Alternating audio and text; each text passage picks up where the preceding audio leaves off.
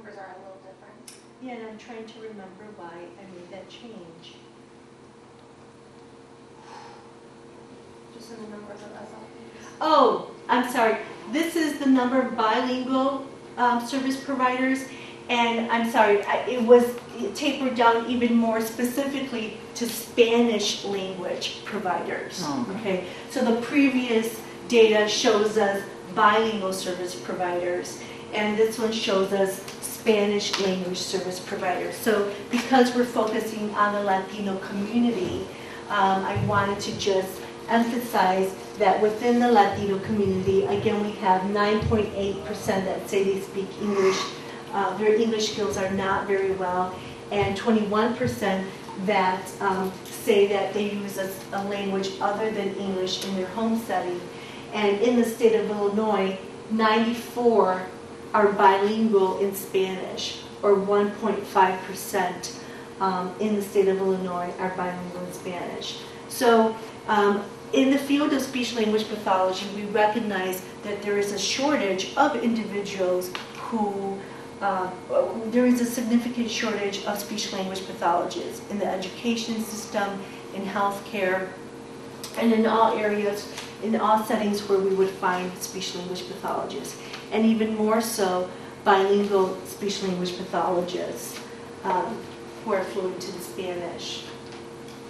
And so what we're seeing is an increase in minority population, health disparities among the minority population that will adversely affect communication, okay?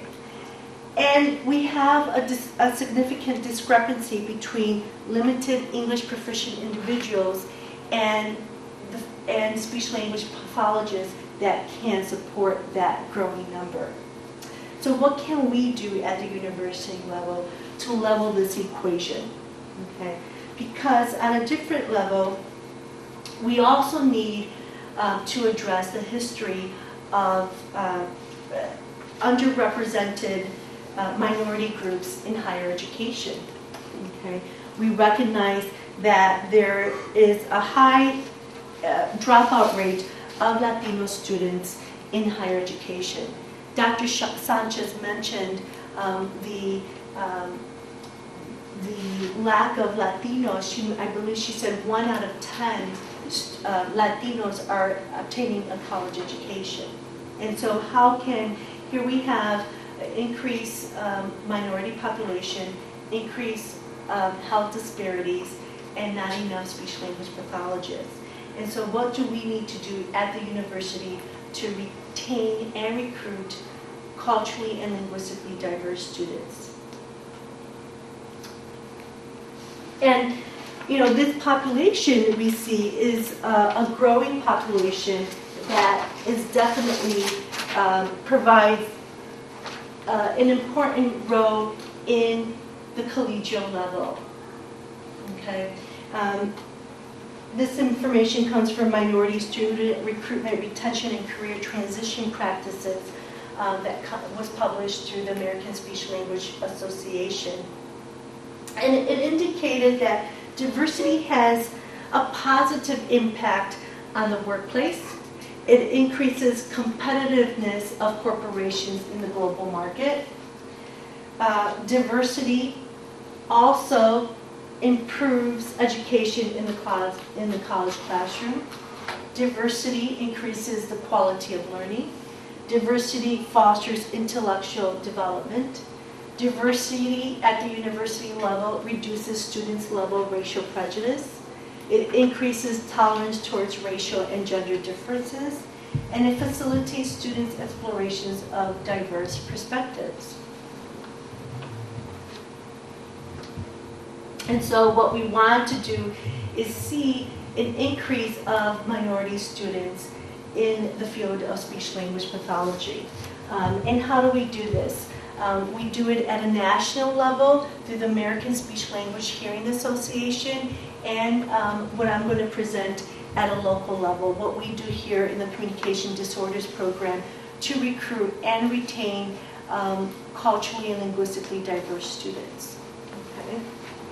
The American Speech-Language Association has put out position statements that address social dialects.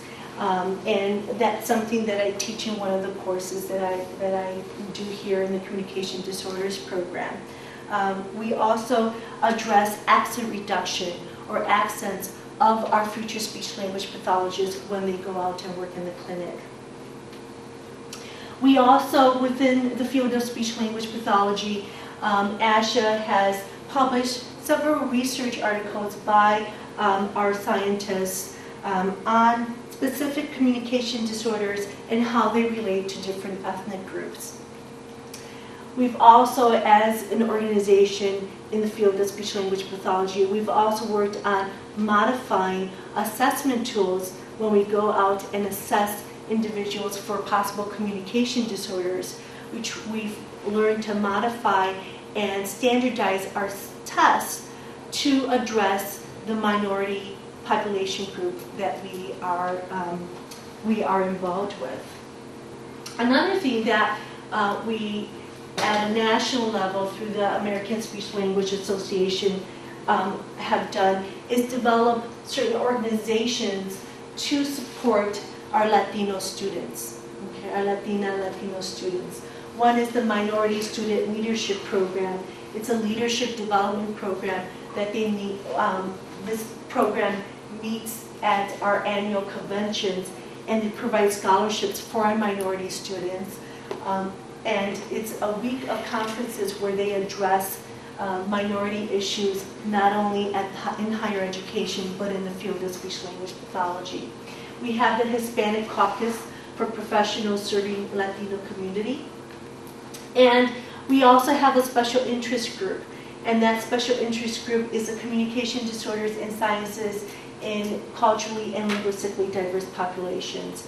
And this division group not only addresses ethnic and racial diversity, it also addresses sexual orientation diversity within the field of speech language pathology.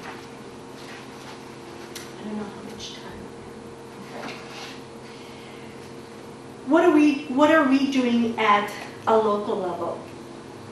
Within our program, and this information comes not only from the research that I pulled out that we are exemplifying in the Communication Disorders program, but it also comes from the work that I've done with the Latino Center for Excellence in the Faculty Development program. But we have a very diverse faculty of women and men, and we also have a racial diverse group of faculty. I myself am the Latina faculty member. We have several African American, at least 2 full-time African American faculty members, and one of Indian descent. We also had a cohort in the Pilsen community. The Communication Disorders program had a program. We had the undergraduate courses taught in the Pilsen community at El Valor. Do they still have that? We do not. We are at the very tail end of it. This started about 3 years ago, and we have not had classes there. The last class was in the fall trimester. Most of the students have finished. There are some that are finishing their electives that are required, and so they're taking those courses either here on campus or in a community college. But the core courses of communication disorders was given at El Valor. That's close to my house. Those courses. Where do you live? I live right by the airport, like Okay. Cicero Pulaski. Yeah. So I looked to see if they offered any, but they didn't at the time. I was looking right now. Our courses were always full at El Valor. We always were maxed out at 30 students. And many of them were of culturally, the students that were part of the cohort during the whole period, I would say